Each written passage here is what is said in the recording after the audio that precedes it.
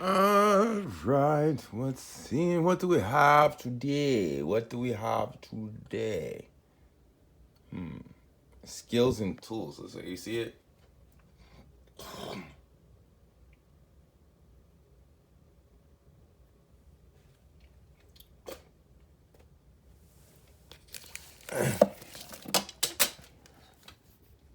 The total out. The total outdoorsman.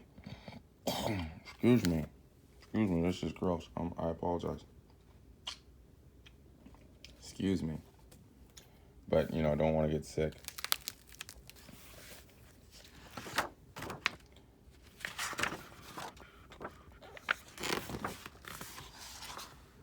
All right. So we got camping. Oh wow, a whole bunch of camping stuff. Fishing. What was that? Oh, look at that.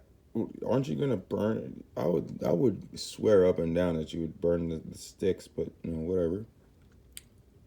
Hunting, survival. Yeah, wow. This literally does have. This is way more intense than I thought.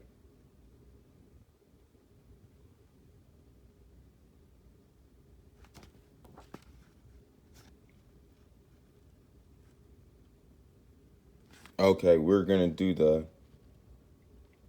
survival. We're gonna do like I'm a firm believer. Um, you don't need to know everything in life, but you gotta need to know a little bit of something, right?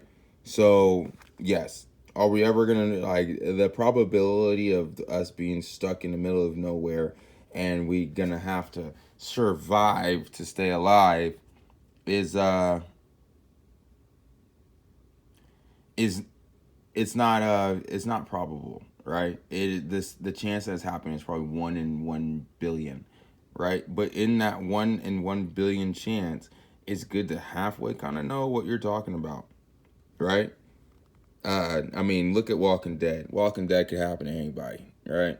We got the coronavirus going out, convert into turning zombies. No, I'm just kidding, but you understand what I'm talking about.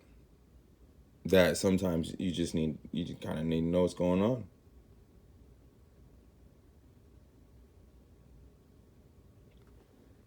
I mean, this is all.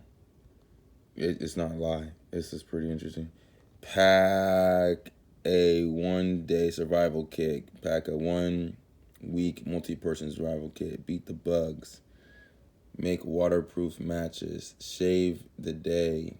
Reuse a shot shell. Stay alive with toilet paper.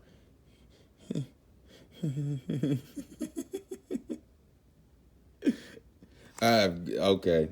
I'm sorry. That's the one we're going to just because that got me. Where was it? I know you guys seen it. Stay alive with toilet paper. Here we go. 312.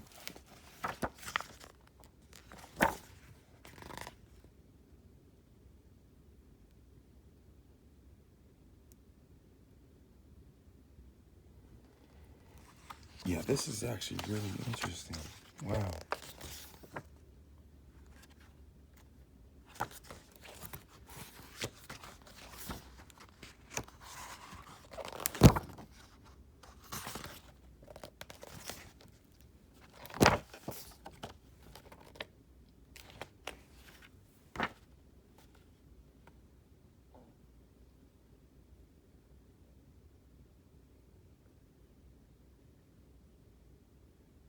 Well, we're supposed to go like 300 or something, but this is important. Uh, this is rate an insects. Rate an insect sting. Um, just because sometimes you're outside. I got stung by a bee one time and had to go straight to the hospital because I almost died. But I said if you didn't make it to the hospital within like the 30 minute, well, I made it to the ambulance station because I was kind of in the boonies, and then the ambulance had to shoot me with something, and they said if they didn't shoot it to me right then and there, then I probably would have like suffocated myself because of the swelling. And I think I got stung in the leg, right? So this is very important. Um, and so 0, you don't even know you got stung. So that's kind of like a mosquito. 1 sweat bee or a single fire ant, aggravating, swat worthy. Continue your normal activity. Uh, if you get bit by a whole bunch of fire ants, yeah, you're not gonna continue. You're gonna be screaming and crying and cussing and trying to get them off of you, and then you might be able to start. But yeah, those little guys bite, and they bite a lot at one time. The honeybee signature sting involving involuntary jerking of limb, howl of pain, application of wet tobacco. Yep. So if you didn't know, I thought that was more of a southern thing. I didn't know it was like a worldwide thing. So if you get stung by a bee or maybe even a spider, not everybody has tobacco on them, but if you so happen to have tobacco, if you have a cigarette, break the cigarette, wet it in your mouth. Break the cigarette, put some in your mouth, get it all nice and wet, right? Where it's nice and like basically gross. And then you stick it on wherever you were stung. Right? It helps. It sucks out the poison or the stinger, one of the two. We're talking a harvester ant. Okay, wait a minute now. So I've always thought that when I get stung, it's just a single fire ant. But we're talking about a harvester ant, pain that endures for 4 to 8 hours, associated with snarling obscenities such as hopping up and down. There could be tears. Your fishing trip is over. Wow.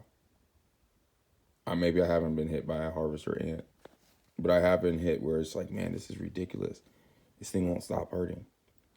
Uh, Here you go. Only 3 critters are known to be capable of delivering such life-changing wallop. The tarantula hawk.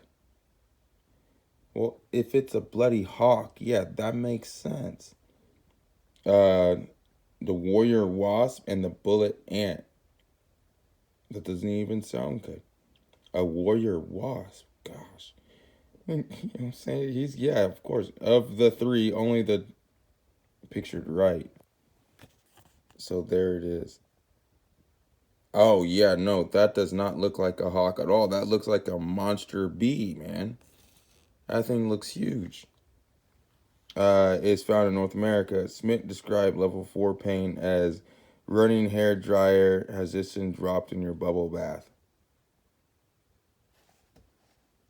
Yeah, I can imagine. Look at that. Look at as if this is the thing he's stabbing you with. Where's my finger? If that's the thing he's stabbing you with, oh man. Yeah, I could see how that'd hurt. All right.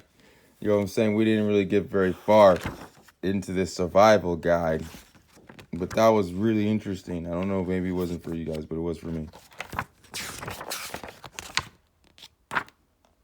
Make a slingshot? Okay.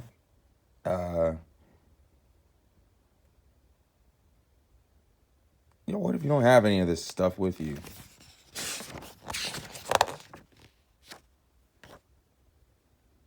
Oh no, that is cool.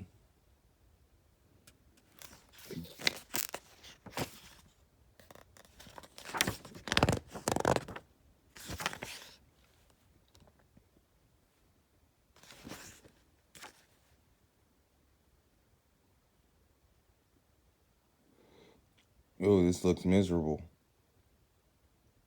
But yeah, it tells you how to do that. Construct a fish weir. Oh yeah, buddy. What I'm gonna do, just because these are like little, it's not like a whole bunch of them. They're like a paragraph a piece. There's no way I can't. I mean, I could BS you for a lot on getting a hook out of your finger, but at the end, I can only get to the point so far, or deviate from the point so much to get filler words. So what I'm gonna do, I like the 2 or 3 different fishing, the stopping the bleeding. I like all that. So what I'm gonna do is I'm gonna have a little. Wait a minute. Here are suggestions for choose outdoor survival kit. Choose many you think you may need and can fit with the.